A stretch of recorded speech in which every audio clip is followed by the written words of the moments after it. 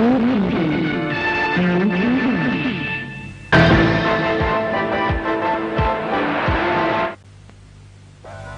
ఘోరాన్ని చూడాల్సి వస్తుందని, ఆ దుర్వార్త వినాల్సి వస్తుందని కర్మసాక్షి సూర్యుడికి కూడా తెలీదు.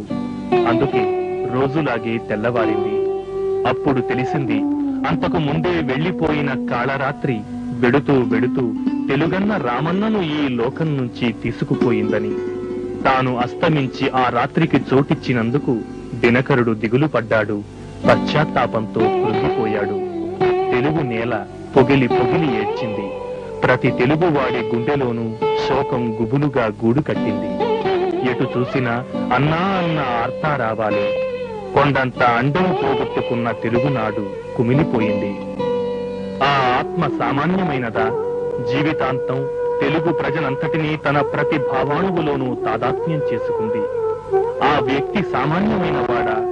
ఆ మోము నవ్వితే యావదాంధ్రం నవ్వింది, ఏడిస్తే ఏడ్చింది, అలిగితే బెంగపడింది, పిలిస్తే ప్రచండ ప్రభంజనమై కదిలింది. ఆంధ్రావనికి ఆత్మగా భాసిల్లిన ఆ మహా చైతన్యం తెలుగు సీమను నిర్జీవం చేసి దిగంతాలకు వెళ్లిపోయింది.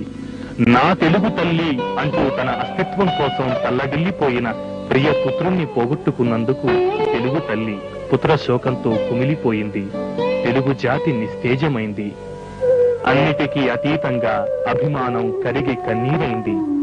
పల్లెలు పట్నాలు అన్నింటి నిండా నిండిన అన్నపై అభిమానం అశేష ప్రజావాహినిగా తరలివచ్చి అశ్రునివాళి అర్పించింది.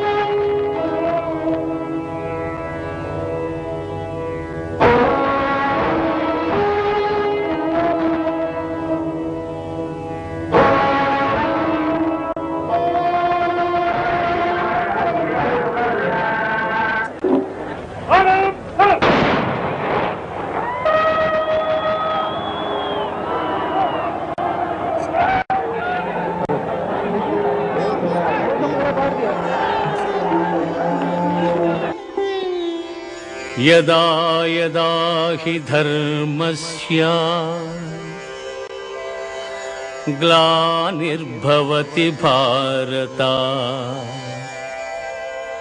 अभ्युत्थानमधर्मस्य तदात्मानं सृजाम्यहम्।